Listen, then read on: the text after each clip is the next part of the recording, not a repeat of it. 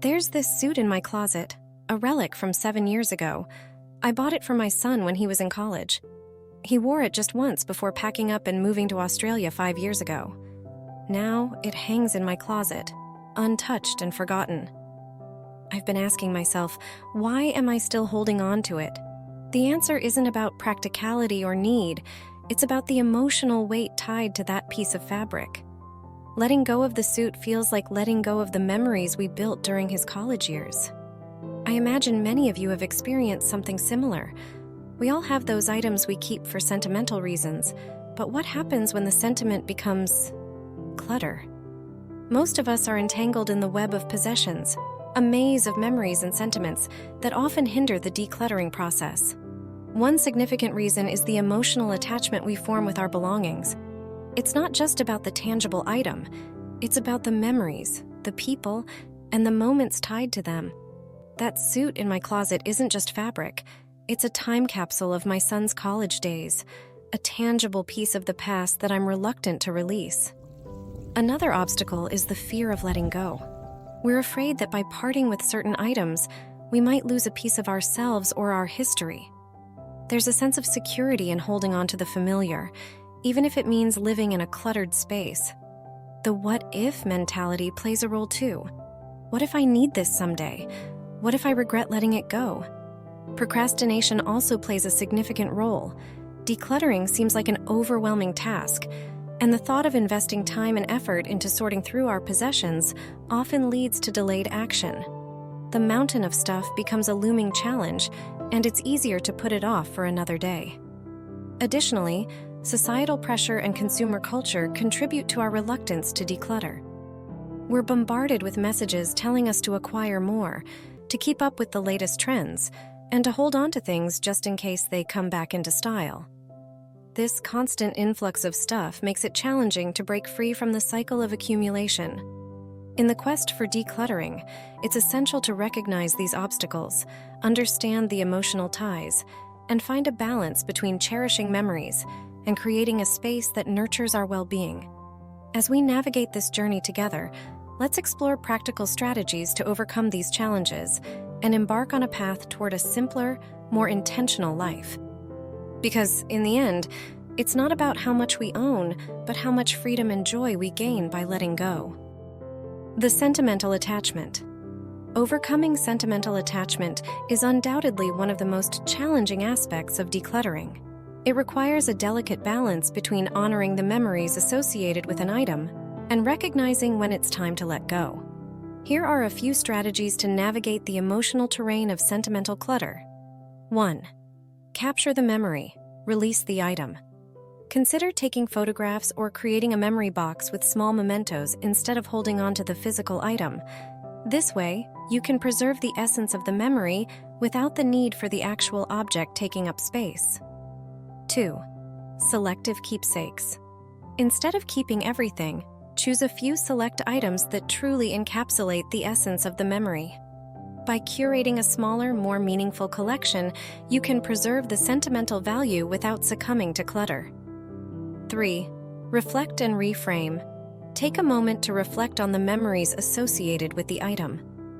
Consider whether the emotional connection lies in the physical object itself or in the experiences and emotions it represents. Reframe your perspective to cherish the memory rather than the material possession. 4. Donate or gift. Knowing that your beloved items might find a new home can make parting with them easier. Consider donating or gifting sentimental items to someone who might appreciate and use them, extending the life of the object and its meaning. 5. Create a legacy. Channel the sentimental value into a positive legacy. For example, if you have a collection of items from a particular phase of life, consider how you can repurpose or donate them to contribute to a cause or community project. 6. Set limits. Establish clear boundaries for sentimental items. Allocate a specific space or container for these items, and once that space is filled, make a conscious effort to declutter and prioritize what truly matters. Remember, the goal is not to erase the past, but to create a living space that aligns with your present and future self. By approaching sentimental attachment with mindfulness and purpose, You can untangle emotional ties and embark on a decluttering journey that enriches your life rather than depletes it. The fear of letting go. The fear of letting go is a powerful force that often keeps us anchored to possessions long after they've served their purpose. This fear can manifest in various ways, such as anxiety about losing a part of our identity or the worry that we might regret our decision. Here's how to navigate and overcome the fear of letting go. 1. Acknowledge the fear. The first step is recognizing and acknowledging the fear. Understand that it's a natural emotion tied to the unknown and the potential for change. By acknowledging the fear, you can start to address it head-on. 2. Identify the source. Dig deeper to understand why you're afraid to let go. Is it fear of losing memories, the sense of security, or the uncertainty of what comes next? Identifying the source can help you address the root cause. 3. Focus on the benefits. Shift your focus from what you're letting go of to what you're gaining. Consider the benefits of decluttering, such as a more organized space, reduced stress, and the opportunity to create a living environment that aligns with your current needs and aspirations. 4. Start small. Tackling the fear of letting go doesn't have to be an all-or-nothing endeavor. Start with small, manageable steps. Choose a few items that hold less emotional weight and practice the art of letting go gradually. 5. Visualize the future. Envision the space you're creating by letting go of unnecessary items.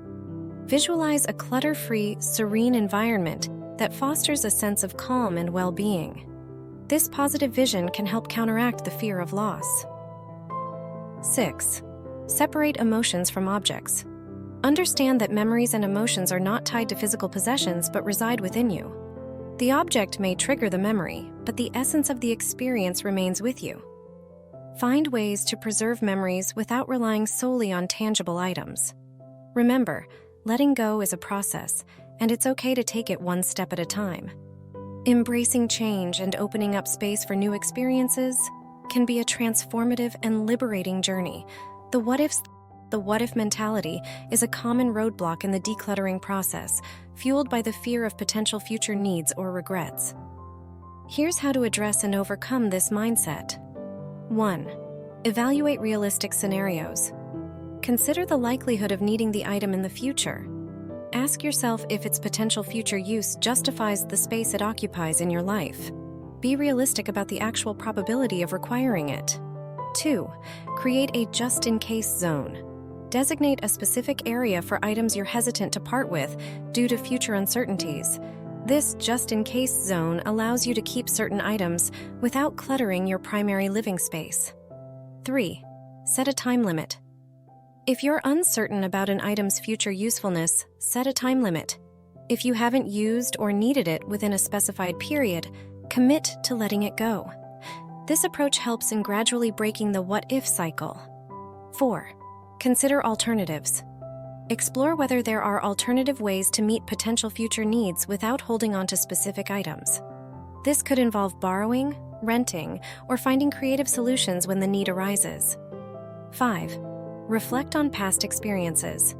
Recall instances when you held on to something just in case, and whether it proved useful.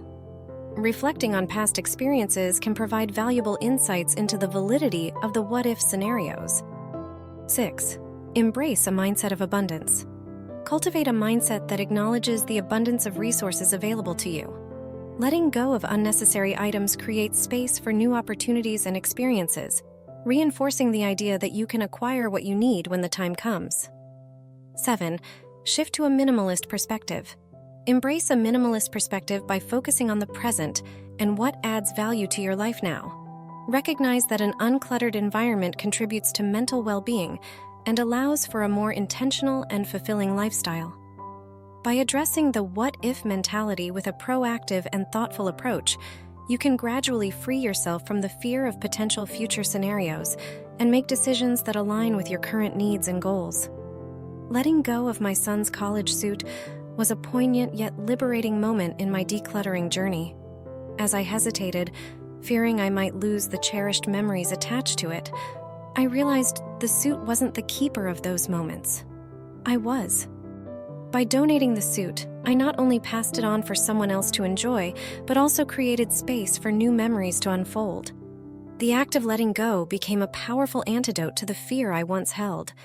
Now, every time I open my closet, I'm greeted with a sense of freedom, a reminder that letting go doesn't diminish our past. It paves the way for a more spacious and fulfilling present.